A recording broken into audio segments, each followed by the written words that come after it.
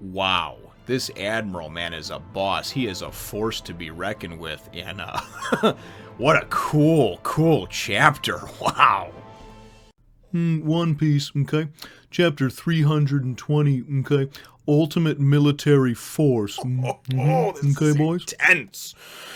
Well, hello, my brothers and sisters of the Nerd Nation. I, as always, am Jim, here to bring you another review on the chilly, the cold, the vehemently evil, sometimes, tale of One Piece. Our last chapter, of course, saw us with really the bomb being dropped, at least in my mind, the bomb being dropped from Aokiji, Admiral Aokiji, or AOK, as I like to call him, about him knowing Luffy's grandpa. But then at the end, he was like, you know what, I think I've decided you guys are too dangerous, and maybe you should just die. So I'm thinking, oh, shit, man. And that's after we saw this dude's got the power of the chill fruit, and he can freeze shit, you know. So anyway, that's where the chapter left off. That is where this chapter picks up, and boy, is it a good one, man. Let me tell you. The main theme of this one for me is, first of all, we almost lose Robin like 10 times. But the theme of this one for me is the camaraderie, the teamwork, and the love that the Straw Hats have for one another. The love, the admiration, the whatever you want to call it. It's not just honor. It's not just we work together. It's not just we're on the same boat. They care for each other, and you can really see it evident in this chapter, and I'm going to go into detail on that in just a second.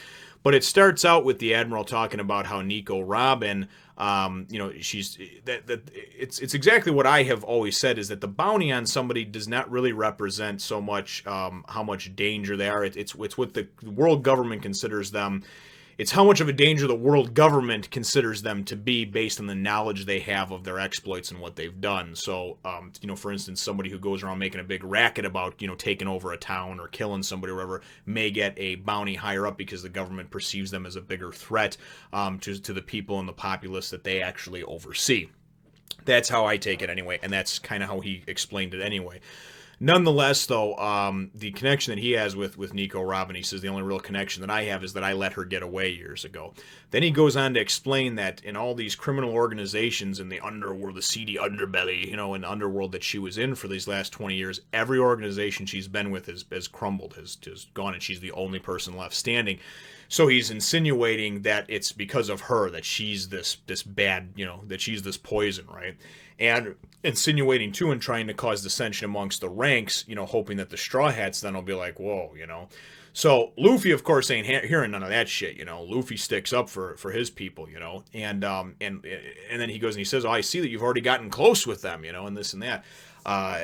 So it's really kind of a cool little mind game thing. So Robin goes and flips out, man, and she's like, Trienta Fleur, and all these arms come out from everywhere and grab the Admiral, and then she goes, and as he's talking more shit or whatever, she's like, clutch, and does that, break his neck thing, and he just falls back and shatters. And Usopp, or I think Nami was like, oh, that was one of them, and Nami or Usopp or Chopper, somebody was like, oh, wow, that was easy, right? And, of course, that's, of course, just like with Enel and the whole lightning deal and whatnot, I'm sure that it's similar with the Iceman over here. He can probably go and regenerate himself or make clones of himself, copies of ice, whatever the case may be. Nonetheless, though, he winds up going and appearing and kind of he's fine again. And he goes and he makes himself this ice saber, right? He winds up blowing some ice onto, looks like some leaves that he kind of threw up or whatever, pieces of grass, and he gets himself this ice saber, right? So as he goes to go and swing this ice saber down to come at Robin, this is where the sequence of the really cool teamwork events come in, right? Robin and Zoro don't really get along too well, okay? Zoro is kind of starting to have a little bit of a grudging kindness towards her, but I mean, he still was he still had no problem with hey, let's just leave her at the end of Skypiea if she's not here. Nonetheless, though, he goes and he's the one to go and pull his sword out first and to block the saber shot on her, right?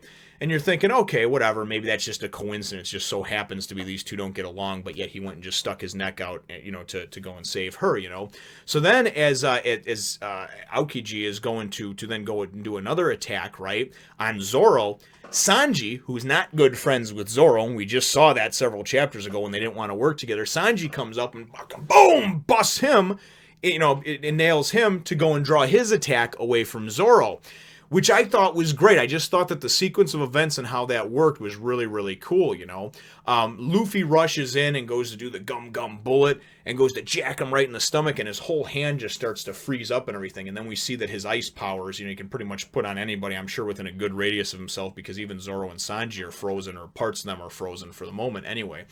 So then he goes and he turns and says something along the lines of, you know, that Robin's too dangerous to let live, and he dives towards her and kind of gives her like this, you know, this Admiral Aokiji icy hug, right? Like literally a cold hug. I'm sure you could think all kinds of jokes with it, though. You know, it was chilling to watch, you know, so stuff along those lines. But he goes and freezes her completely, and she's just standing there frozen, right? And he's like, oh, well, she'll be okay, you know, she'll be okay once she thaws out, you know, she'll still be alive when she thaws out. However, be very careful that you don't break her, you know, like this. And he goes, because he's like, something like this could, and he goes to pull his hand back to go and punch her. And then you go and you see Luffy goes and gets in there, right? And Luffy grabs her and kind of rolls and drops down using his kind of gummy-like stretchy powers to go and pull her down and dodge this punch that comes overhead, you know? Then he goes and he's like, well, you know what? I'll just step on the bitch. And he goes through the big-ass foot. Remember, this dude's like 10, 12 feet tall, man. He just goes to step on her, and Luffy, of course, is laying there and has her right above him. Usopp comes running in, grabs her, runs through this dude's legs, and is on the other side. He's like, I got her, right? So what I like to see is the crew all working together. And now that they have been together for quite some time, you can see even, you know, the camaraderie that the ones like, for instance, Zoro and Sanji and whatnot that don't get along so well, or the Zoro and Robin thing. I really enjoyed seeing that. And maybe I'm dwelling too much on it, but guess what? It's my review. So, you know, so if you don't like it, I mean, don't watch. But nonetheless, though, that is some of the things that I've seen as this crew has grown together. And man, this tale is just so cool.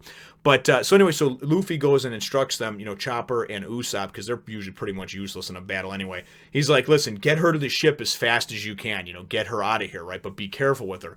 So, of course, Chopper and Usopp are running off of there. And Usopp's like, oh, man, or one of them says, like, oh, man, I'm really cold. And they're like, what do you think? How do you think Robin feels, you know? So they go and take off with her. And then as Zoro and Sanji are going to go and come at Aokiji, you know, we get Luffy's just like, hey, you two hold on. And then we get the end, the last page or whatever, which I thought was great, you know, and these are always just, man, these just send chills down my spine, you know, and he's just like, let's settle this between you and me. And then Aokiji's like, that's fine, but I don't have a ship to take you back with me, so I'll just have to kill you here. But I still just thought it was cool when he was like, don't butt in, he's mine, you know, so Luffy's going to go toe-to-toe with this dude. And, you know, I don't know, man. I mean, Luffy always winds up somehow or another coming out on top.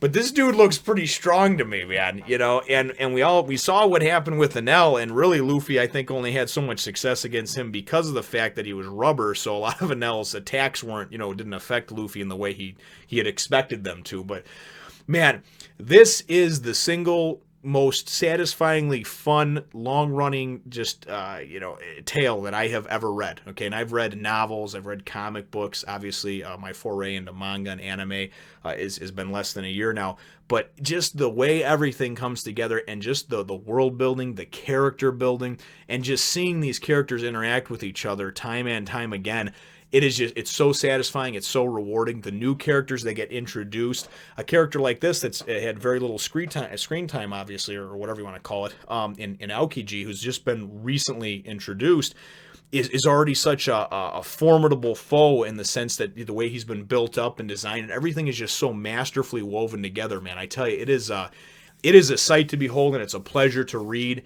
and it's even cooler because then after I go and I read it, I have to force myself to stop, even though I want to go on, and then sit and kind of give my thoughts and my initial reactions and stuff like that on it. And it's just cool. Regardless of whether I was doing this and you were watching or not, it would be cool in any medium to just kind of stop and think about, maybe write down some thoughts on a chapter that you read, you know, record something yourself, even if somebody never sees it, because it forces you to stop and think about all the events that happen right there instead of just going, I've got to read the next one, you know? But, oh, man. So anyway, my chapter question is, if you couldn't guess already, it's going to be, what are your thoughts on just some of the camaraderie that has been built amongst this crew so far. What were your thoughts on Zoro without a thought jumping in to save Robin, and then Sanji without a thought jumping in to save Zoro? I thought it was a great series of events where the most unlikely of Straw Hats, wound up saving another one, saving their ass and jumping in the fire, so to speak. So leave your answer to that question in the comments down below. Feel free to hit the thumbs up, the like button, if you think that I should deserve it. And subscribe if you haven't done so already. We will look forward to catching all of you in the next one, Nation. So I thought I'd put old Ace in here, okay, to kind of counteract the chilly feeling we got from this chapter from old Admiral Aokiji. Okay? So remember to follow me over on the Facebook and the Twitter and even my other channel, okay?